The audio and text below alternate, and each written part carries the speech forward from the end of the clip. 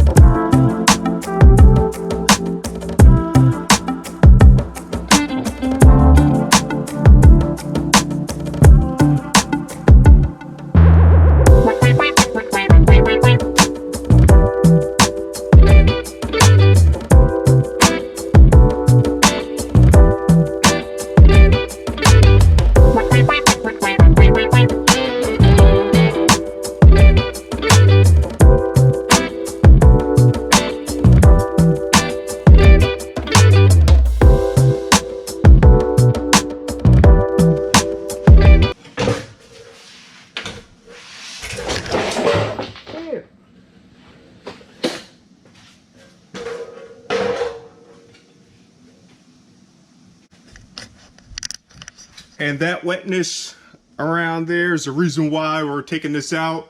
I got it out a majority in one piece. Like I just disconnected the clamps and just put a little fight, just getting the intercooler out of the hoses. right here. And you can check in there, you see like a little bit of oil. I'm gonna dump the intercooler upside down and see if we get any oil out of that, see if I need to clean that out also. But just continue on bolting stuff. I just disconnected the intake right here just to sweep that out of the way. And then there was 4 bolts, 2 on each side that were holding the intercooler on. They have some nylon nuts on the inside and the outside. Just disconnect those right there, right there, right there, right there. And then there's 4 bolts on the top with spacers that are holding like that frame, like this frame right here on there. So like you could have took like this frame off, but since it all could come out together, I just left it on there. I think this should speed up the process just a little bit. But yeah, just that. Disconnect the coolant hoses. As you can see, this breather right here is leaking right there also. So, and then also while you have everything like apart, like I said before, it's a good time to go through and like replace coolant lines. If you need to replace coolant lines, do so like now. Like your thermostat, water pump, all that stuff. The water pump was done on this, I believe, 2 years ago. So I might leave that alone. I'll leave that and the thermostat alone. But there's like a bottom, I think like a seal, like it's kind of like a thermostat housing, but without the thermostat, just to kind of route the coolant. I think there's a seal in there. Like I might replace that, but like we'll see.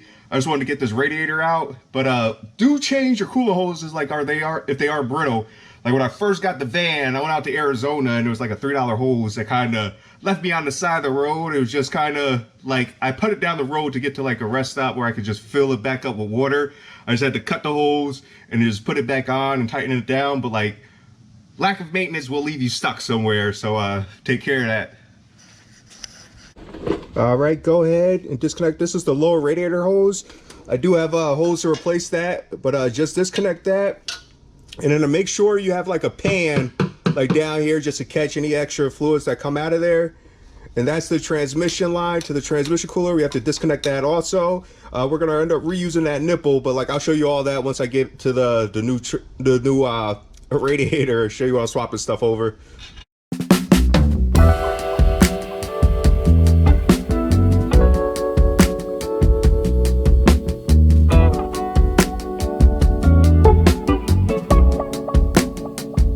All right, while that drips, too much fun. Right now we just have to disconnect the bottom mounts and then these upper mounts right here on both sides, there, down there. And I have to remove these bolts right here, so that gives me room, and that way it can slide out without taking this whole plate. We're gonna leave this, the hose holding this should keep this plate just dangling right there for when we go back to reassemble. But yeah, that's where we're at, down there and there. And it should, in theory, come out after that.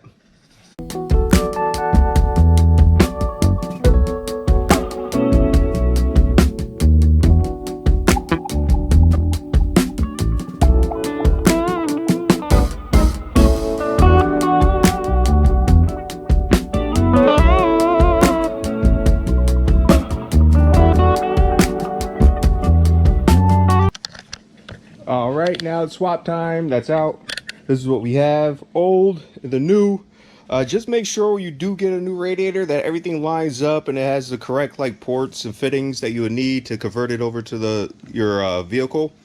Your drain, your paddock, all that stuff should be the same. So actually it is flipped like so.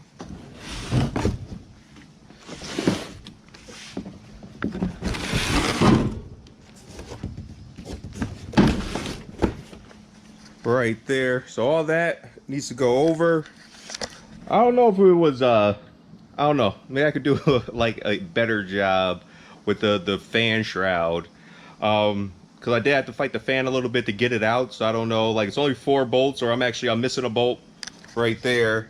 So it's actually 3 that are holding that fan shroud on. So I should probably take the fan shroud off and slide it in there, and then once I bolt the radiator up, I could just bolt that onto it. It'll probably be a little easier because I had to fight the fan and also the lower radiator hose when it was coming out. So going in, I should probably just do that to make life a little easier. If you're working on the same vehicle, just take that into consideration, make your life a little easier. Just disconnect the fan shroud and then work it out. It should be a little easier. So we learn as we go. But right now it's just swapping over stuff, and like these fittings right here, I have to take those off and put those right there.